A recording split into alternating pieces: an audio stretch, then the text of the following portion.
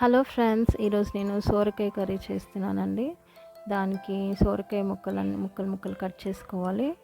Big size onion chop చేసుకోవాలి. వెల్లుల్లి కొన్ని 4-5 వెల్లుల్లిలు దంచుకోవాలండి. కరివేపాకు, తర్వాత గ్రీన్ చిల్లీస్ ఎక్కువ తీసుకోవాలండి, ఎందుకంటే ఇందులో కారం ఎక్కువ వేయమండి. మనము ఓన్లీ మిరపకాయతోటే చేస్తాం. అది కూడా చిన్న చిన్న చాప్ చేసుకోవాలి.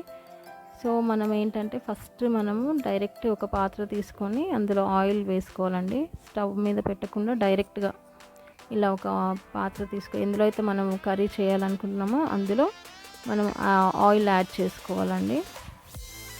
ఆయిల్ హీట్ ఏం చేయనవసరం అండి, డైరెక్ట్ పాత్రలోనే ఆయిల్ వేసుకోవాలి. ఇక్కడైతే నేను 3 టేబుల్ స్పూన్ ఆయిల్ వేసుకున్నాను.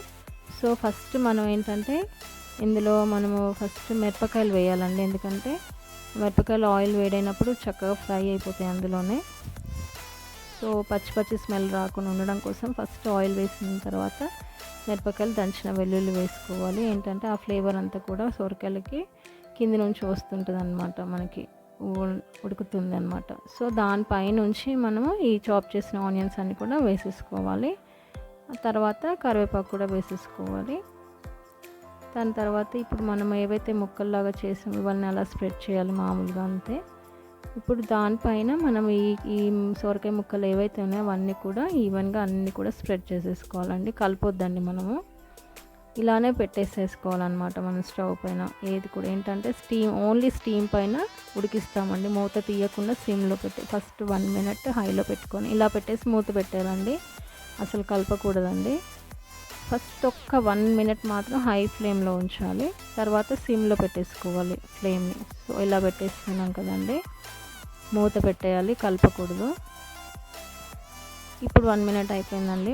ఇప్పుడు మంటను మనము సిమ్లో పెట్టేసుకోవాలండి. సిమ్లో పెట్టేసుకొని అది ఓన్లీ ఆవిరి పైన ఉడికేలాగా ఉంచుకోవాలి. అసలు మూత అస్సలు కూడా తీయొద్దండి, ఓన్లీ ఆవిరి పైన ఉడకాలి అది.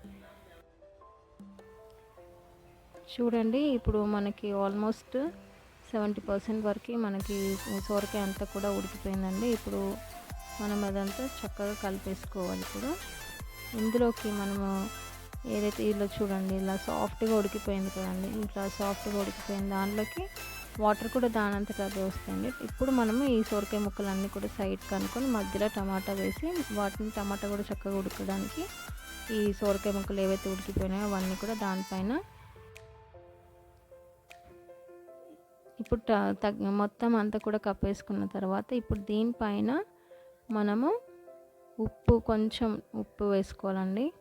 దీనికి సరిపడా ఉప్పు వేసుకోవాలి. నేను ఇక్కడైతే 1 టేబుల్ స్పూన్ వేసుకున్నాను ఉప్పు. తర్వాత పసుపు కూడా దీనిపైన వేసుకోవాలండి, కలపకూడదండి అసలుకే. కేవలం ఆవిరిపైన ఉడికించుకునే కర్రీ అండి, చాలా టేస్టీగా ఉంటుంది, హెల్తీ కూడా ఉంటుంది. సో పసుపు కూడా వేసేసుకోవాలి.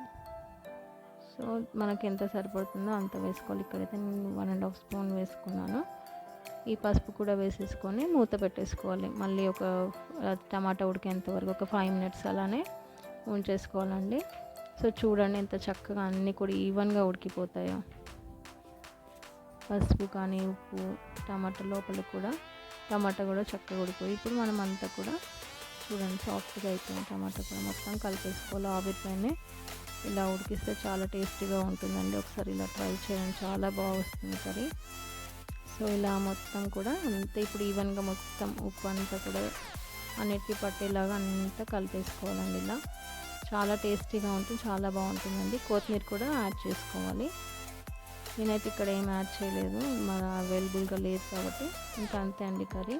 స్టవ్ ఆపేసుకొని మన సర్వింగ్ బౌల్లోకి తీసేసుకోవాలండి. అంతే అండి, రుచికరమైన సొరకాయ కర్రీ రెడీ అండి. ఇది రోటీలకు బాగుంటుంది, రైస్లో కూడా చాలా బాగుంటుందండి.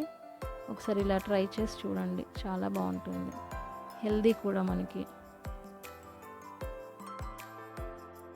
సో ఆవిరిపైన ఉడికిస్తాం కాబట్టి ఇందులో వాటర్ అనేది ఆటోమేటిక్గా రిలీజ్ అవుతుందండి, ఎందుకంటే మూత మనం తీయం కాబట్టి అది ఆవిరి అనేది దానిలోనే మొత్తం వచ్చేస్తుందండి. ఆవిరికి వాటర్ వచ్చేస్తుంది అందులో.